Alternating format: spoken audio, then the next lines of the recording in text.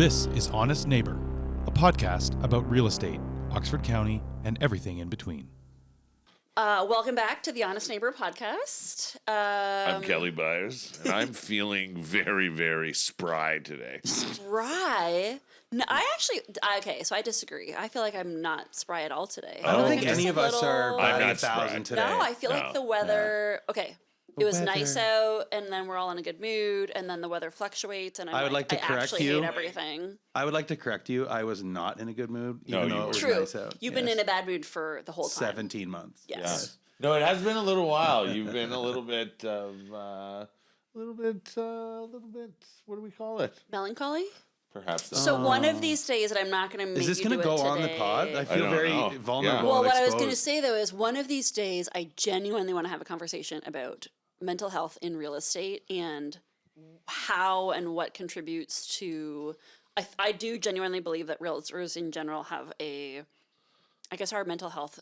I think we have a lot more issues with mental health than the general population because of how much we have to be on social media, how much people feel like they can comment or criticize what we do, our profession, our listings. Like, so much of what we do is in the public eye and subject to that. It's not as bad as if you're a politician, but I think that contributes to things a lot. And then the other part of that is you literally have to be, I'm going to put on in quotes, like on 24/7.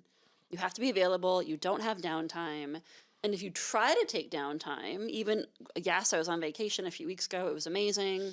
I still had my phone on 24/7, and I still had to be working off and on the entire time. So you don't actually get any And you had to downtime. send us pictures to show us how much fun you were having Obviously. while we worked.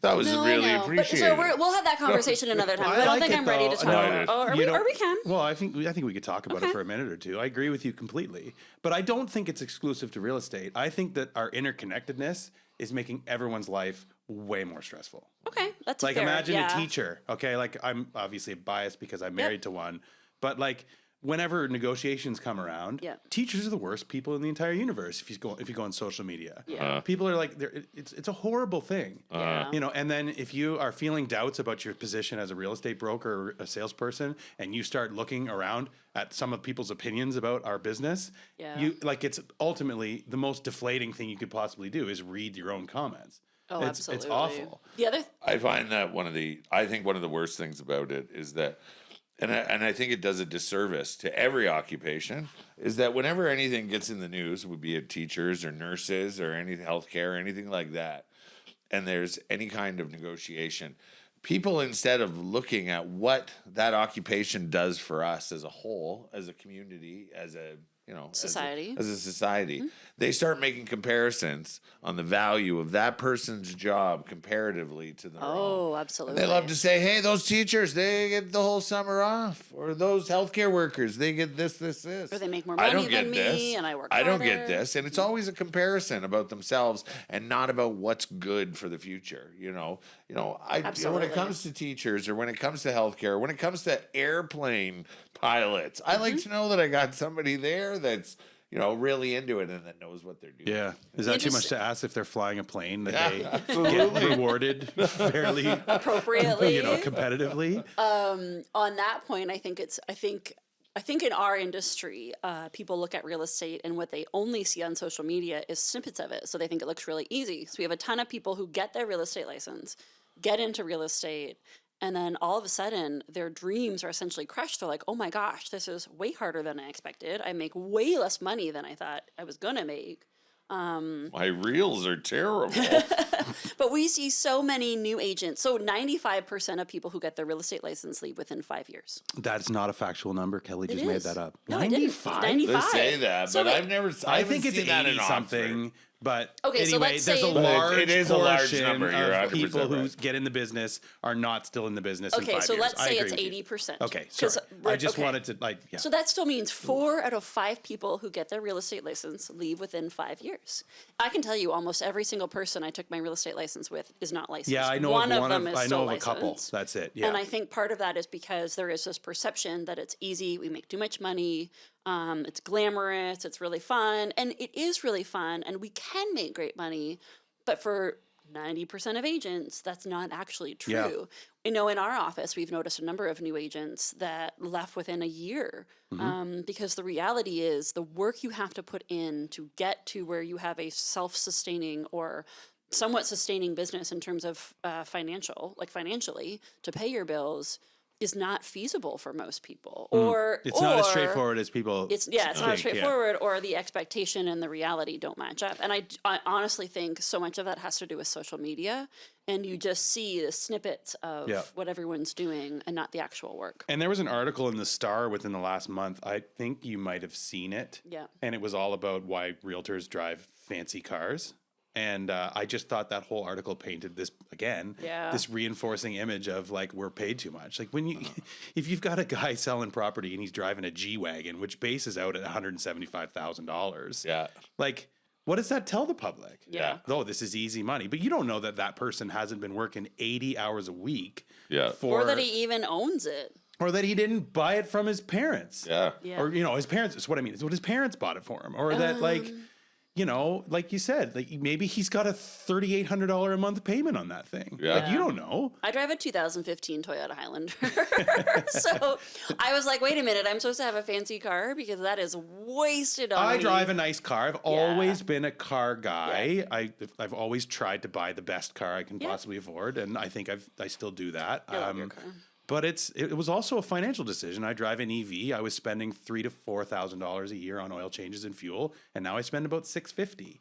Yeah, so it was. that's I mean, cool. obviously, it's a more expensive car, but it also performs better than any other vehicle I've ever had, and it saves me money. So I mean, I love that, and I don't have to take it in for oil changes. It depends where you are too. Like when I was at a real estate convention in King City, and I was up there, and I drive a decent car. I don't drive a nice car. No, you have the perfect mix, in my opinion. Right. So and I'm up there though, and every 16-year-old I saw driving was driving a Mercedes. Yeah, What? you know what what I like mean? King City, Markham, Yeah, up that way. yeah. Oh my gosh. Mercedes are like they outnumber every other car. I Like know. 5 to 1 I up couldn't there. believe it. I was It's like, crazy. wow, that 16-year-old's driving something worth triple It's like mine. like Oh an my AMG. gosh. Yeah. My first car, I think I was around 20, was like a 1997 Chevrolet like Cavalier. Oh, Cavalier maybe? Doing the math on that. Like, okay, so hold on.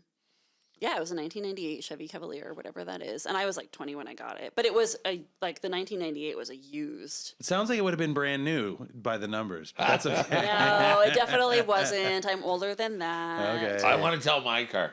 Okay. Yeah. I got a hand-me-down Chrysler Fifth Ave from my mom, but Beautiful. Okay. that wasn't the cool one. The cool one was like a year later when I bought my own vehicle. What'd you buy? 1972 Volkswagen Westphalia. Oh, I remember when you had that. Cool. That Orange could and not white have swirls. fit- That could not have fit your brand anymore at the time. It had Grateful totally. Dead bears on the Maybe side, still. and on the back in Jimi Hendrix letters it said, "Are you experienced?" Oh my gosh, that's awesome. I'd never You had couldn't like, go anywhere and people not know you're there. Yeah, I know. That's really cool. And it was a heat score. You know, I went to a Fugazi. Oh, I bet. I went to a Fugazi concert in Oh my gosh, you went to Fugazi?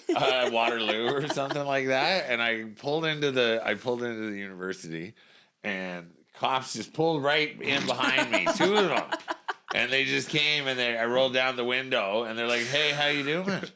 And I was like, and I was the DD, like I had just got there, so I'm like, "Good, how are you?" And he's like, "Good," and he just, as soon as the window down, he just put his head and he goes, and then he goes, "Your engine sounds loud. Get it checked." Oh my god. And I was like, "Oh, you didn't want to just have a little whiffy." You know what's funny? You mentioned the G-Wagon, though. My dream vehicle, if finances were not a consideration, is the Mercedes G-Wagon. They are nice I've rides. always they? loved it. They're pretty beefy. But you know what's I don't know funny? anything about Oh, I them. love them. My husband said to me, he's like, I hate to tell you this. And he's like, look, I love you. And if you're ever in a position to buy one and own one, great. But that G-Wagon would look so out of place driving into our house because, and we have a nice house, but the G-Wagon requires a certain, like, status of some sort. But he has I a truck. think. Your hubby drives a truck. He's one of those. What do you think about the truck? Do you drive the truck? Well, we have the truck on purpose because we own rental properties. We do our own yard work and like a lot of any physical labor at our rental properties, we do ourselves for the most part. And so the truck for us is like if we have to take a load of things tenants have left to the dump, we have a truck. All what of the about like real dirt estate and agents stuff. who have trucks like that but don't get them dirty? So I think most people that I know that have a truck honestly use it. Like we use the back of our truck all the time. Now that we have a truck, I think we bought it maybe 5 or 6 years ago. I don't think we could go without the truck because we genuinely use the truck bed for its intended purposes. Like, See, I know a few realtors who drive trucks and they shouldn't have trucks. Interesting. I would say that that's probably the majority of truck drivers, but I'm quite anti-truck in my bias. Yeah. So. I've never owned a truck. Every time I need to carry something, I'm like, shit, I wish I had a truck. See, but I love the Jeep. Like genuinely, we honestly use it quite a bit. And it's funny because we now have talked that we can't go without the truck until if we didn't have a bunch of rental properties probably because we use it that much. But I do agree with you. A lot of people drive trucks that don't actually use the back of it. I have a really nice utility trailer that I'll slap on the vehicle and use that. But you have space to store utility trailer. This is true. We have we don't have anywhere to store that's a good point. trailer. You both have garages. Shush. No, but we could. I mean, I can store mine at your house. Thanks for offering. But no, we use our truck. So why don't you store your truck at my house? Yeah. I want it. Because then I can just use it. It. Sorry, it was in the way, so I drove 1,200 kilometers in it. I want to circle back a minute to social media because I have one more point. And, we kind of got off the rails. Health. I mean, we always get off the rails, but we got off the rails a little bit more. So Okay, Neil said something once that has really stuck with me, and the more I pay attention to it, I think you're right. I hate admitting that. So I have realized a lot of my...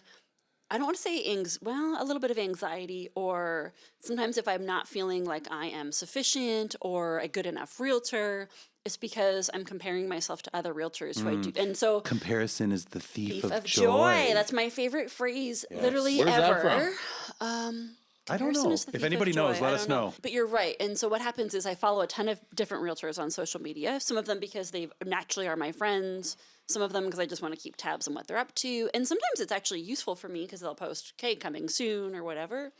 But say I'm in a period where I'm not selling very many houses and I see, another realtor that sold 8 in 1 week. Instinctively, it's like, what did I do wrong? Why do people not like me? Why is she so popular? Look how pretty she is. Or there's so many things that go through your mind without you even thinking about it. It just happens. And so I think it's really unfortunate but true that many realtors struggle with their self-esteem or their worth as a realtor because we see what the other realtors are doing on social media and we automatically think it's better than us. And it's been widely proven that Instagram, which I know is a platform you prefer, I love Instagram, is extremely terrible for mental health. For making you as the user compare yourself to other people's lives. There's this image crafting that goes on, even professionally with realtors, that everything is always rosy and perfect, when realistically under the cover, it's not always perfect and it's not always rosy and things aren't always easy. We don't often share all the things that are going wrong. I almost never share what goes wrong because that could be like perceived as negative marketing. Yeah. If you talked about the reality of what your day-to-day life is, like how crushing it is when someone screws you over in a transaction, it's not good marketing. You can't do that. But it's so nice to be able to have a group like you guys to get together and talk about those losses because losses are very real and very common in real estate. Yep. And it's we lose more than we win. It's a normal part of it, right? Realistically, we lose more than we win. Yeah. I'm doing a training thing with some of the new agents in our office because I wanted to, just remind myself of some of the basic things. And one of the things I said to the new agents is, I don't want them looking at the work that I'm doing now and being like, oh, I should be able to do that already. So for example, like right after one of our training sessions, my phone was ringing and I answer it and this group of new agents is looking at me and it's a person that says, hey, I got your name from a friend of mine. They thought you did a great job. I'm looking for a realtor to buy a house. This is my budget. And so instantly I'm like, great, we'll set up appointments, have a conversation.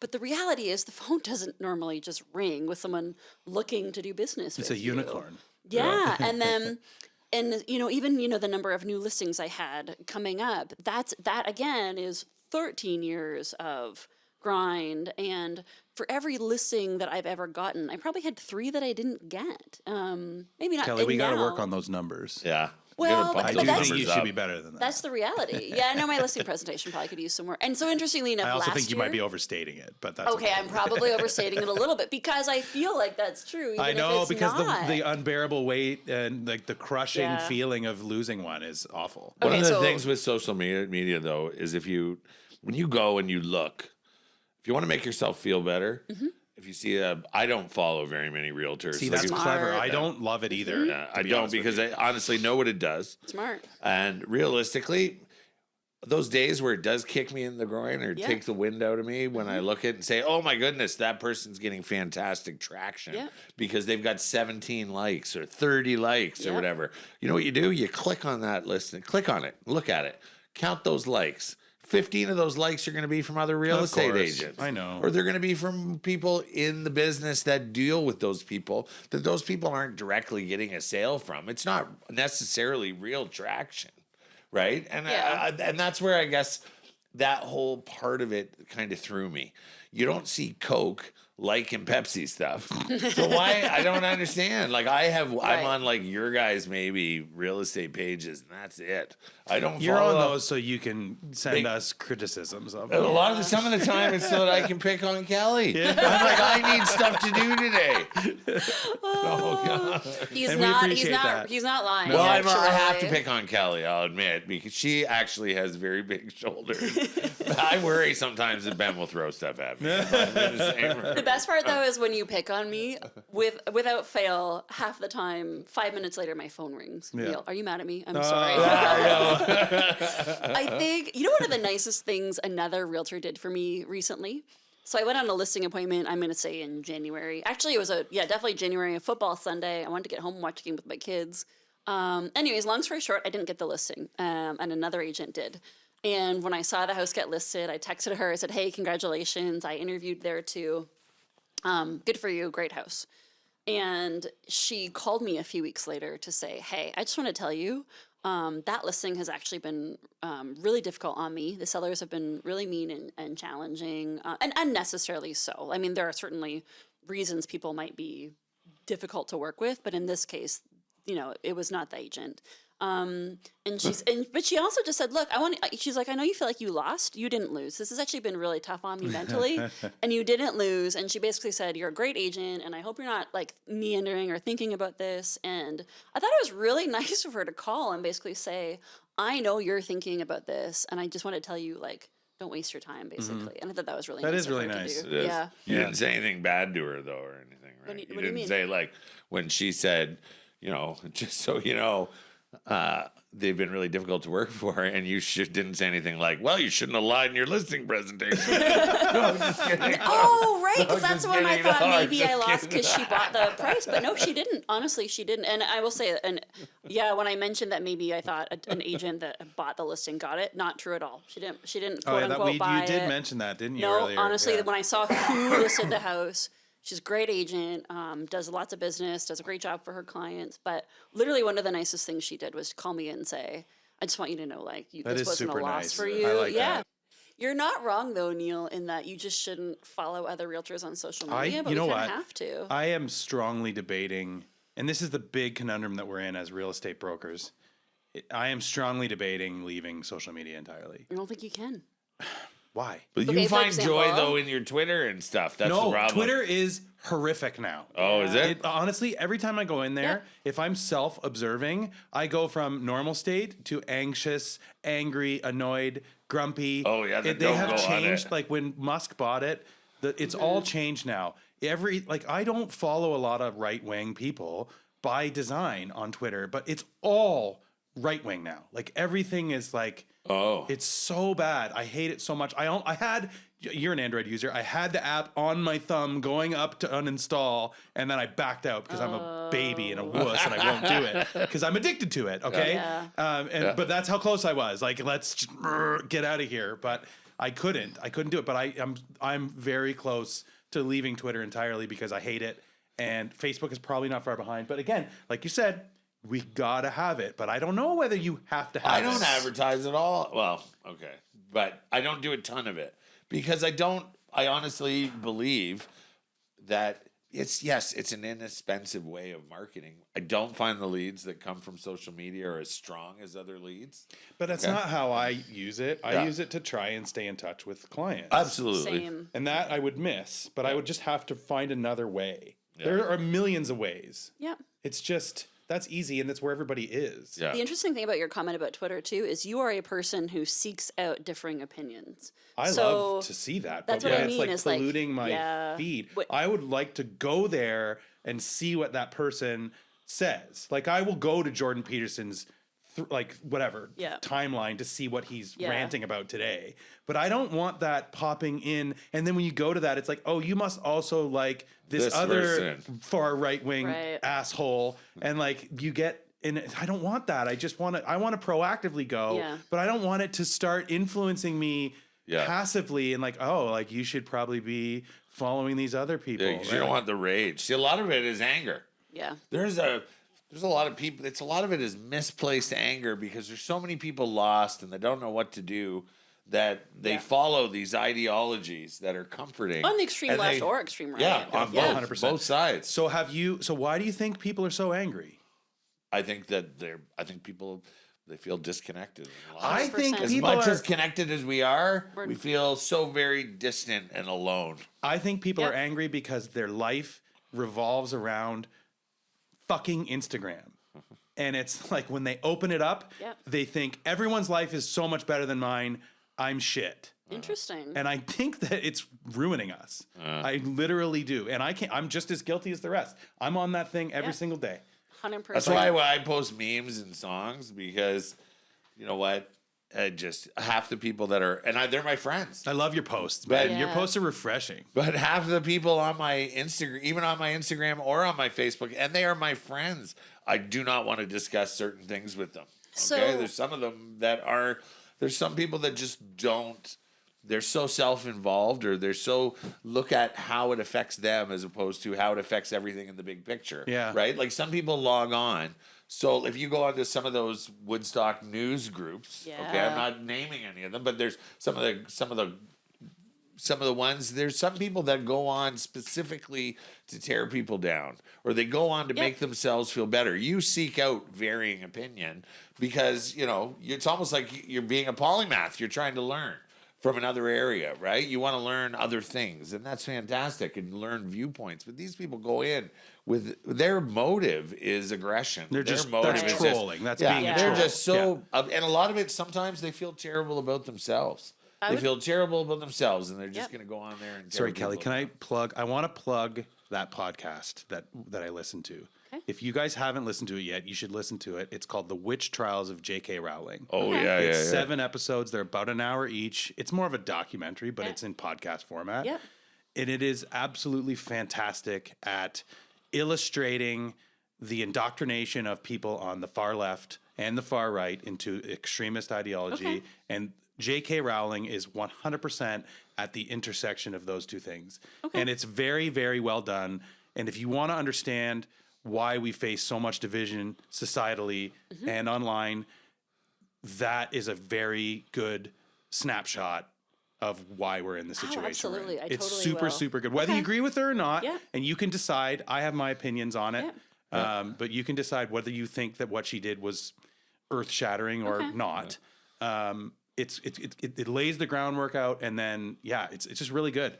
I think I will totally listen to that, and I think you're right. It's awesome. I think what I struggle with is I actually do love to have conversation and debate, and I love to have conversation and debate with people who have wildly differing opinions than I do, but you can't do that on the internet. And the reality is when you do it on the internet, that's when I find it gets super angry. Actually, what's interesting? During COVID, I ended up kind of having an angry debate with someone online. No way. I know, shocker. Another realtor, and they called me actually and said, hey, I just want to have a quick conversation because we're getting kind of angry online. And, this is a realtor that I really like and respect. We had a great conversation. I understood where they were coming from. They understood where I was coming from. I think like to say that we're still friends. But it's rare that people do that. And so actually that has stuck with me though. Yes. And that has stuck with me. And I've done that a couple times recently where I got into a disagreement with someone online and I said, hey, can I give you a quick call? Let's chat about this. Because oftentimes even the tone, Like, for example, I think we talked about 15-minute cities. Someone that I know, Oh yeah. thought I was suggesting that they shouldn't be able to see their grandmother down the road, and I was so confused, and they were so confused, and part of it had to do with tone. Now, we didn't talk on the phone, but I'm confident if we sat down with a glass of wine and chatted, we would agree on more than we disagree on. Yeah, 100%. I think that's true for a lot of people. Yeah. And so I would love, okay, I'm throwing this out there now, and I do have a group of girls I get together for coffee with. Hey, Jasmine, Amy, and Kate. But we all have pretty similar opinions. I would love, like, once a month to have a coffee group of people where it's like, you can believe whatever you want. Let's come meet in person. Okay, so can I tell you something? I Yeah. had this idea, and it was shot down by someone close to me. Was it me? No. Your wife? No, I'm not saying anything. It was my wife. But I wanted to, and this was not a business venture because I don't know how you would ever capitalize on it. But when I was in high school, we did Model United Nations. Yeah, I did that too. Right. Okay. So for those who don't know what that is, you get in the auditorium and you represent a country, and they have 2 or 3 different topics of discussion, and you debate them. So it might be like nuclear non-proliferation or like women's rights I or had to something do like that. GMOs. Oh, nice. That was my topic. So see, because you're so much younger than me, that wasn't a thing when I was in high school. Right. So I am younger so anyway, than you. my idea was to start like a grown-up debate club. Cool. And just actually get into a room with other humans and have organized like Robert's debates where you follow decorum, you follow the rules of debate, and you can actually have a face-to-face in the same that's room cool. conversation. No alcohol, because that can raise, 100%. people's anger levels and whatnot. It's a wild card, right? Yep. But just like an hour or two here and there, and here's what we're going to talk about so people can actually do some research before they go and have an organized debate. And like, Amanda didn't like the idea, and I think it's because at the time I was heavily invested in arguing with people online, and she didn't like how that made me, and I didn't like how it made me. Yeah. And that's fair because it's awful. So I have taken so I've made moves to stop arguing with people online. I still do get involved in it the odd time, but I don't know if you've noticed, but like way less than it was even a year or two ago. But I take strong positions, and I want to be corrected in an educated manner. I want to know what the other side thinks. So this was my idea, was to do this debate club, and I just never actually did anything about it. I like that idea. And normally I'm Team Amanda. Yeah, I will say you. If you're complaining about something. And my wife, I love my wife, and she is a very good devil's advocate. So like when I started talking about this J.K. Rowling podcast, it's Rowling, I think. They say it Rowling on the podcast, but I always said Rowling. Anyway. When I started talking about this, she was instantly like devil's advocating me everything I was saying. I'm like, no, you need to go listen to that first, and then we can chat about it, right? Did you know that term came from the clergy? What Devil's term? advocate? Yeah. Oh, Well, that makes interesting. sense. Yeah, it does. That but does make that's where it sense. from. It came. And you know what's interesting? I think all 3 of us are married to spouses who will challenge us, because we are very strongly opinionated people. And I think we're all married to people who will challenge our opinion, but in a nice way, which is, I think, really good for all of us in our marriages. But I actually wish, in general, society could do that more, because it's not a secret, I'm a raging liberal, socialist, whatever, and my husband is much more conservative on a lot of things. But we have great conversation about that, and he'll say, "This is why I don't think your idea will work." And this is, and he has the knowledge to back that up. I love your debate idea. No, it's because you've civilized debate. But hold on, I'm going to tell you what I think the problem with your idea is and why. Well, let's debate this right now. Let's People go. will Well, hold on bring... before you go to the Wait, can I debate just thing. say, I want to tell you why I don't think it'll work, and then we can go to you. It won't work. Let's do all the things that you want to do. Hear me out, Neil. It won't work because people are going to bring, and I'm going to put facts in quotation marks, and they're not going to be from somewhat legitimate sources. And Initially, you'd have to pick your subject matter conservatively to establish, I think, some ground rules. One of the useful things that came out of my university degree, because I did a degree in political science, was I had to take university level statistics. And part of that is deciphering when data can be valid and used, and how to essentially identify fake news. And that goes for left or right. And it's really interesting because what we're very prone to do now as society is if we see information we don't like, we dismiss it as being fake. And I think all people in all political parties and spectrums are prone to that. And the reality is most people now, because of how social media has transformed how we receive our news, can't actually identify when something is real or not. And I am also guilty of that. And I literally have the university level education to back up, and I should be able to do that a little bit better. But we have the bias, I forget the term, where you instinctively seek out things to solidify your opinion. Confirmation bias. Yeah, confirmation bias. And so I love your idea. I think you should do it. I'm totally going to come. But I'm curious to see if people try bringing, I'm going to put quote unquote fake news, and how it'll work. So I'm just going to marinate it some more in my head. Yeah, because I just, okay, Neil. Yeah. Oh, thank you for being patient. I'm sorry. No, mine's going back to before. It's just because I was going to say I think one of the scariest things with the social media stuff, going back to that, was the ability for people to mobilize people so quickly, and I think that is probably one of the most horrible things, because you don't have a chance to actually say an opinion or to vet an opinion properly, because you get gang jumped. You by need to a ton listen of people. to that podcast.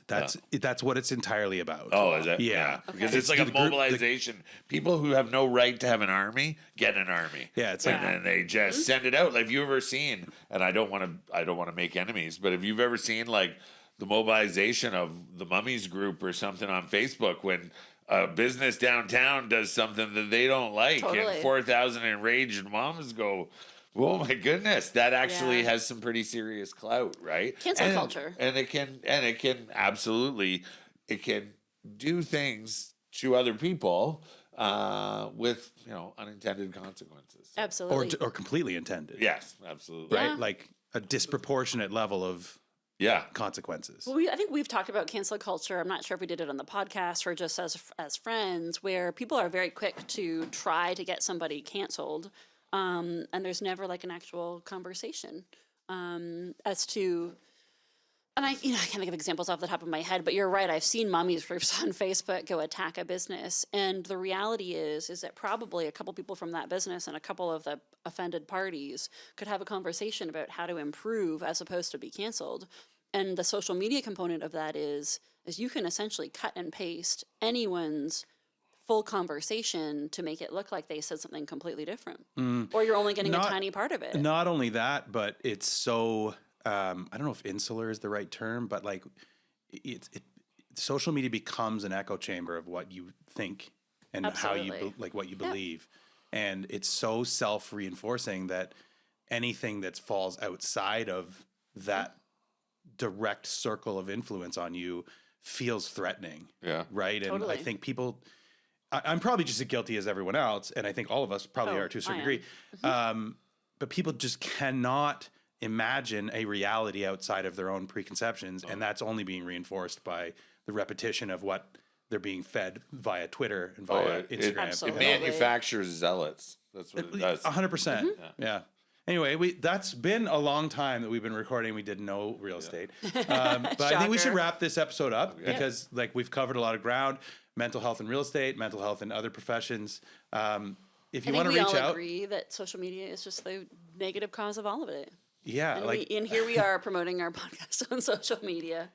I think initially social media was supposed to be the great savior of humanity and democracy, and unfortunately, it has gone the opposite direction because corporations need to sell clicks, and the best way to keep eyeballs engaged is through rage. It's so easy that it's kind of been the way things have gone. And Rager boobs. It'll be the decline. Rager boobs. Yep, that's true. Yep, for sure. I honestly believe social media will be the decline and eventually the end of civilization. Well, once you get AIs in there, there's an AI. Did you guys see this? There's an AI Doom GPT or something. Oh my really? The Chaos GPT, right? And its goal is to destroy humanity. It's already done. See? Like it's 2023.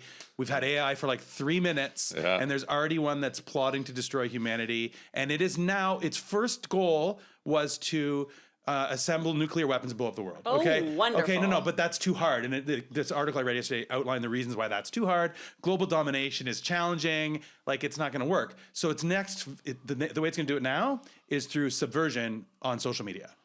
Like an AI arrived to that conclusion like that. Oh my goodness. Well, it's insane how quickly it processes. Did you see that the AI that they gave it $50 and said, Yeah, "We and it want made you like to 10 make this grand in a much day or money." something? Yeah, That's cool. And then it figured out it needed to lie. It needed to lie to the person, and the guy goes, "Oh, maybe it's a bot." And the guy goes, "Oh, are you a bot?" And it goes, "No, I'm not a bot. I'm hard of hearing." That's why it needed the person, because it had one of those robot captures, and the computer couldn't fill it in itself. So it contacted somebody, Oh my God. and it had them call in to do in the capture. And then when the person said, "Are you a robot?" the robot said, See? "No, I'm hard of hearing." Oh my gosh. Or I'm visually impaired. Sorry. Well, I hope that our podcast is still around in 2 weeks or however Oh, long, yeah. and that the AI hasn't taken all of us out by then. That's hope crazy. so. Anyway, thanks Thank for you for listening and listening. watching. Woohoo!